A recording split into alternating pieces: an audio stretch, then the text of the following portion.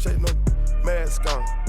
Get mask on, mask on. Welcome back to CBS This Morning. While the U.S. does not require a COVID vaccine passport, a growing number of European countries are imposing restrictions on people who have not been vaccinated. These measures have been met with some protests, but there's also been a surge in people looking to get their shots.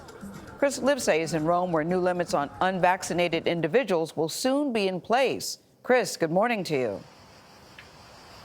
Well, good morning, and get ready to show your proof of vaccination if you want to see inside sites like the Coliseum or sit down inside a restaurant and eat a pizza. Dramatic new rules with a clear message. Anything to stop another lockdown.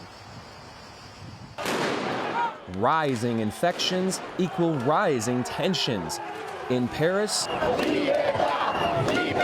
and Rome, protesters are taking to the streets against mandatory vaccine checks for indoor leisure venues, already in effect in France, and starting August 6th in Italy as well. Want to see the Sistine Chapel? Or how about Michelangelo's David? You'll have to show your digital COVID certificate. It was introduced across the European Union earlier this month for international travel. Now you'll need those COVID records for a lot more. Try large supermarkets, bars, and indoor dining, like here in Rome. Now, these restaurants are just footsteps from where Julius Caesar was assassinated. But pretty soon, well, not even he would be able to eat inside of them without a COVID pass.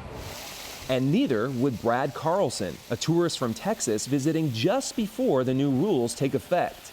Are you vaccinated? No. So how would you get into restaurants and things like that without your vaccination here in Italy? I wouldn't be able to.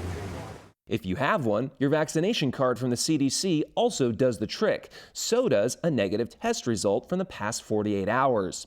For businesses that will have to police their customers, it's a hassle, but a hassle that's worth it, at least inside the Costanza restaurant, where many come just to see the ancient ruins of the theater of Pompey, says manager Luciano Giovanense.